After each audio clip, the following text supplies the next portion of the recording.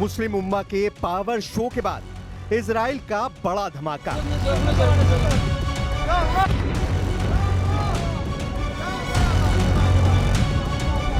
Double front पर बमबारी कर नेतन्याहू का 57 देशों को चैलेंज। कतर का हिसाब बाकी है, ईरान तुर्की की अगली बारी है। 29 सितंबर अरब के नेटो से ट्रंप का एनकाउंटर।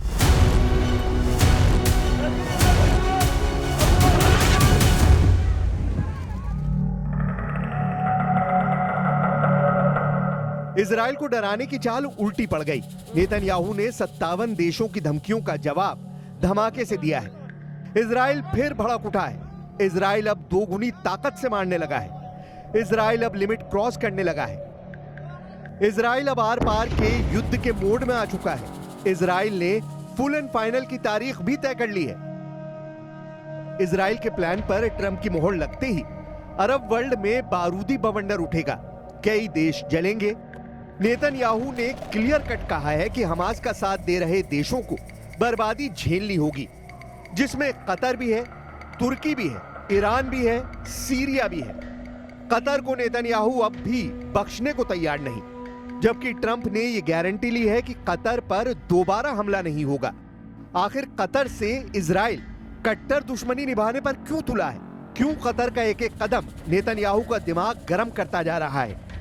इजराइल के हमले के बाद जिस तरह कतर ने मुस्लिम देशों की लामबंदी की, जिस तरह इस्लामिक शिखर सम्मेलन से इजराइल को एटमी धमकियां दी गई, जिस तरह अब कतर के अमीर जॉर्डन पहुंचे हैं, वो इजराइल को नागवार गुजर रहा है। कतर के अमीर शेख तमीम बिन हमाद अल थानी ने जॉर्डन के किंग अब्दुल्ला सेकंड और क्राउन प्रिंस हुसैन अब्दुल्ला से मुलाकात की है। जॉर्डन खाड़ी का अकेला देश है जिसे इजराइल का हिमायती माना जाता है, लेकिन अब कतर ने जॉर्डन को अपने पाले में लाने की कोशिश शुरू कर दी है। खाड़ी में जॉर्डन इजराइल का इकलौता कवच कहा जाता है। जब भी इजराइल पर हमला हुआ, जॉर्डन ढाल बना। अप्रैल 2024 में जब ईरान ने इजराइल पर मिसाइलों की बौछार शुरू की थी, तब किंग अब्दुल्ला ने अपनी एयरफोर्स इजराइल को बचाने में लगा दी थी। अब उसी जॉर्डन को कतर अरब के नेटो में शामिल करवाने की कोशिश कर रहा है। जाहिर है नेतन्याहू यह कतई बर्दाश्त नहीं कर सकते, इसलिए उन्होंने कतर पर दोबारा हमले से इंकार नहीं किया है। पीएम नेतन्याहू ने यह भी साफ किया कि इजराइल सभी फ्रंट पर दुश्मन के खात्मे तक बारूद बरसाता रहेगा।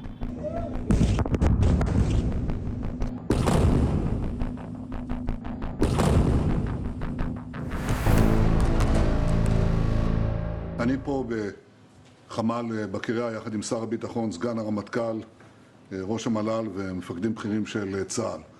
כוחותינו פועלים בכמה וכמה זירות. לפני דקות אחדות הטייסים שלנו תקפו את נמל חודדה בתימן, זה נמל האספקה הראשי של משטר הטרור של החות'ים.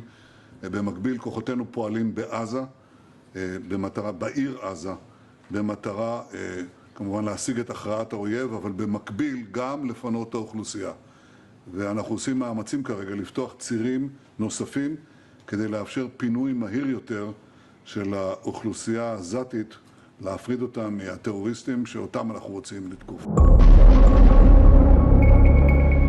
गाजा से सना तक बारूदी कोहराम मचा है। इजराइल दुश्मनों को मातम मनाने का मौका भी नहीं दे रहा। यमन के सना में जब हूती लड़ाके 30 ताबूतों के साथ गम में डूबे थे, जब अंतिम संस्कार हो रहा था, तभी इजराइल ने हमले का सेकंड राउंड शुरू कर दिया। हूती फाइटर्स के चीथड़े उड़ाने के लिए इजराइल ने मिसाइलों की बौछार कर दी। हमला हूती लड़ाकों के गढ़ कहे जाने वाले हुदैदा पोर्ट पर हुआ। इजरायली सेना ने भीषण बमबारी कर बंदरगाह को जला डाला। यमन से अब दूसरे वॉर जोन में चलिए। गाजा में टैंक दौड़ रहे हैं, बारूदी गोले दागे जा रहे हैं, हर तरफ सिर्फ मौत है। जो लोग टैंक की मार से बच रहे हैं, इजराइल उन्हें जंगी जेट से मिसाइल दाग कर भस्म कर दे रहा है। सिर्फ 24 घंटों में इजराइल ने गाजा से 4 लाख लोगों को खदेड़ कर बाहर कर दिया है। इजराइल ने गाजा सिटी में ग्राउंड ऑपरेशन यानी जमीनी हमले से हाहाकार मचा दिया है।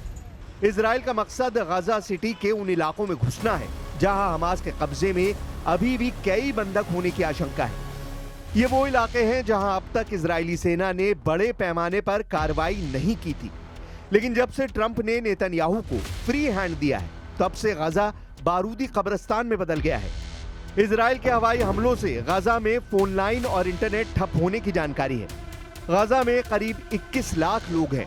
इजराइल ने गाजा के 75% इलाके पर पहले से कंट्रोल कर रखा है। फिलहाल गाजा में हमास के पास 50 बंधक हैं।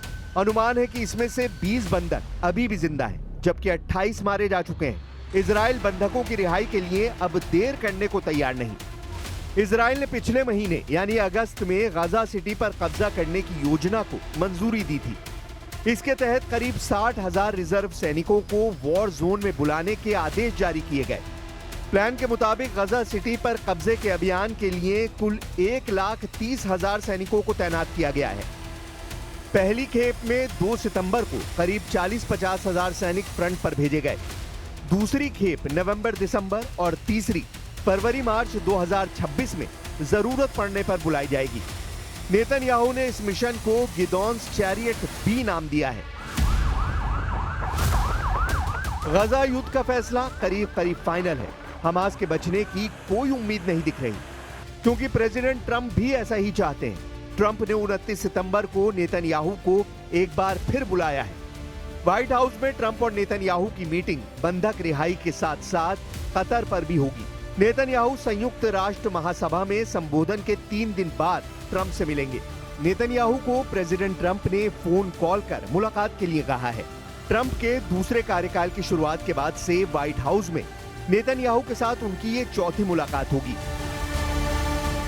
אבל כיוון ששאלת על הנשיא טראמפ,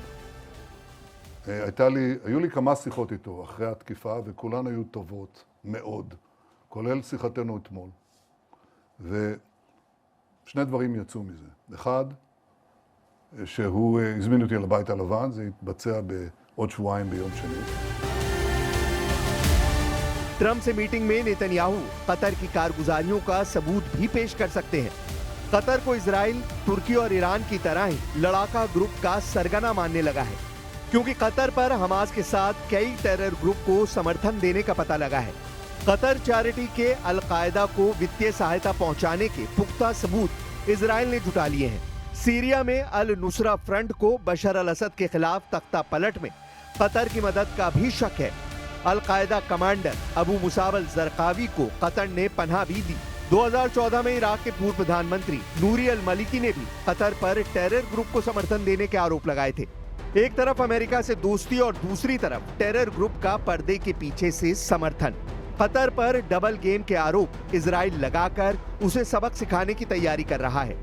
हालांकि कतर से युद्ध हुआ तो वो अकेला नहीं। अरब वर्ल्ड के साथ मुस्लिम उम्मा के 57 देश उसके साथ दिख रहे हैं। आर्थिक रूप से सबसे मजबूत अरब देश कहा जाने वाला कतर है तो बहुत छोटा सा मुल्क, लेकिन हथियारों के मामले में ये सबसे बेहतरीन वेपन सिस्टम से लैस है।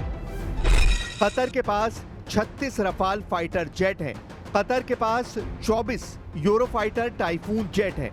कतर के पास 37 F-15 ईगल लड़ाकू विमान भी हैं, और ये ताकत कतर को अरब देशों में सबसे मजबूत एयरफोर्स भी बनाती है। लेकिन सवाल वही है कि क्या कतर इजराइल को जवाब देगा या फिर वो शुरुआती रिएक्शन के बाद खामोश बैठ जाएगा। इजराइल ने हमला करके दिखा दिया है कि उसके दुश्मनों के लिए कोई जगह सुरक्षित नहीं है।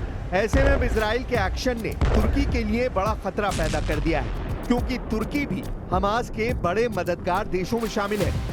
एक बार फिर सवाल कि ईरान, यमन और लेबनान से लड़ने के बाद अब इजराइल के टारगेट पर पूरा अरब वर्ल्ड आ गया है, और अब इस युद्ध में बाकी अरब देश भी कूदेंगे, क्योंकि सऊदी अरब ने भी कह दिया है कि वो कतर के साथ खड़ा है और कतर के लिए वो अपनी पूरी ताकत का इस्तेमाल करेगा। ونحن نرفض وندين اعتداءات السلطة الاحتلال الإسرائيلية في المنطقة، وآخرها العدوان الغاشم على دولة قطر الشقيقة الذي يتطلب تحركا عربيا وإسلاميا ودوليا لمواجهة هذا العدوان واتخاذ إجراءات دولية لإيقاف سلطة الاحتلال وردعها عن ممارساتها الإجرامية في زعزعة أمن المنطقة واستقرارها.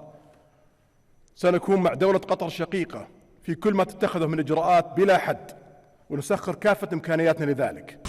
इजराइल ने वहां हमला किया है जो सबसे अमीर अरब देश है, जो सबसे प्रभावशाली अरब देश है, जो गैस उत्पादन में बड़ा खिलाड़ी है, और फुटबॉल वर्ल्ड कप की मेजबानी के बाद पूरी दुनिया में अपने इंफ्रास्ट्रक्चर का लोहा मनवा चुका है। इस चमक धमक और पावरफुल डिप्लोमेसी को इजराइल के हमले ने बड़ी चोट दी है। यह अरब के गुरूर को चकनाचूर करने जैसा है। इसलिए पूरा अरब वर्ल्ड नाम के लिए ही सही इस वक्त कतर के साथ शाना बशाना खड़ा नजर आ रहा है। सऊदी अरब ने कहा है कि इजराइल को बहुत ही खतरनाक अंजाम भुगतना पड़ेगा, क्योंकि इजराइल ने अंतर्राष्ट्रीय कानून तोड़ने की हर हद पार कर दी है। इससे पूरे पश्चिम एशिया की सुरक्षा को खतरा पैदा हो गया है। ऐसे में साफ लग रहा है कि इजराइल और सऊदी अरब के बीच अब्राहम एकॉर्ड की सभी उम्मीदें खत्म हो सकती हैं, जबकि सऊदी अरब के क्राउन प्रिंस मोहम्मद बिन सलमान कह चुके हैं कि इजराइल के साथ तब तक कोई बातचीत नहीं होगी जब तक गजा में युद्ध खत्म नहीं हो जाता। लेकिन अब कतर में धमाकों ने रियाद में सबको अलर्ट कर दिया है। लेकिन इजराइल के साथ अब्राहम एकॉर्ड वाली संधि करने वाले यूएई ने भी इजराइल की आलोचना की है। संयुक्त अरब अमीरात ने कहा है कि वो कतर के साथ खड़ा है। इजराइल के हमले को यूएई ने विश्वासघाती बताया है। कुवैत ने भी कहा कि कतर पर इजराइल का हमला अंतर्राष्ट्रीय कानून की धज्जियां उड़ाने जैसा है और इससे पूरे पश्चिम एशिया में आग लग सकती है। जॉर्डन, जिसके साथ इजराइल के डिप्लोमेटिक रिश्ते हैं, उसने भी कहा कि वो कतर के साथ खड़ा है और कतर जो भी कदम उठाएगा वो उसका समर्थन करेगा। इसमें कोई शक नहीं कि कतर में धमाकों वाले मिशन को अंजाम देकर इजराइल ने पूरे अरब वर्ल्ड की एकजुटता को टेस्ट कर लिया है। क्या हमास को टारगेट करके किए गए धमाकों का अरबी गुरूर मजबूती से जवाब देगा या कुछ दिनों के तनाव के बाद सब कुछ ठंडा हो जाएगा? कतर पर इजराइल का हमला इसलिए पूरे अरब वर्ल्ड का बहुत बड़ा इम्तिहान है, क्योंकि ऐसे ही हमले के बाद ईरान ने इजराइल के खिलाफ ऑपरेशन ट्रू प्रॉमिस चलाया था। दुनिया ने ऑपरेशन ट्रू प्रॉमिस का पहला संस्करण 13 अप्रैल 2024 को देखा था, जब ईरान ने सीरिया में अपने दूतावास पर हुए हमले का बदला लेने के लिए 170 ड्रोन और 30 मिसाइल इजराइल पर फायर की थी। और ईरान ने ऐसा दूतावास पर हमले के 13 दिन बाद किया था। इसके बाद ऑपरेशन ट्रू प्रॉमिस का दूसरा पार्ट 1 अक्टूबर 2024 को देखा गया, जब ईरान ने हमास चीफ इस्माइल हानिया और हिजबुल्लाह चीफ हसन नसरल्लाह के मर्डर का बदला लिया। 31 जुलाई 2024 को हानिया को तेहरान में ही मारा गया था, जबकि हसन नसरल्लाह को मारने के लिए इजराइल ने 27 सितंबर को बेरूत में बमबारी की थी। इसका बदला लेने के लिए ईरान ने 1 अक्टूबर 2024 को 200 बैलिस्टिक मिसाइल से इजराइल पर हमला किया। इसके बाद जून में हुई जंग से तो पूरी दुनिया वाकिफ है, जब अली खामनेई ने ऑपरेशन ट्रू प्रॉमिस का तीसरा दौर शुरू करके बता दिया था कि पूरे पश्चिम एशिया में इजराइल को टक्कर देने वाली सबसे बड़ी ताकत ईरान है। ईरान के रक्षा मंत्री ने कहा है कि 12 दिन के युद्ध के बाद ईरान अब डबल ताकत के साथ युद्ध लड़ने के लिए तैयार है। अजीज नासिरजादे के मुताबिक ईरान की मिसाइल पावर 2 गुना बढ़ा दी गई है। ईरान को लेकर बड़ी खबर इजराइल के मीडिया में छप रही है। खबर यह है कि ईरान ने अब दूसरे देशों में हथियार की फैक्ट्री बनानी शुरू कर दी है। हालांकि किस देश में इसका जिक्र नहीं किया गया है। तैयारियां तो सब कर रहे हैं, लेकिन असल बात यह है कि होगा वही जो सुपर पावर तय करेगा। व्हाइट हाउस से मिले इशारे पर इजराइल हमले करता है। सुपर पावर के हथियारों से इजराइल युद्ध जीतता है। 29 सितंबर की तारीख इसलिए बेहद अहम है।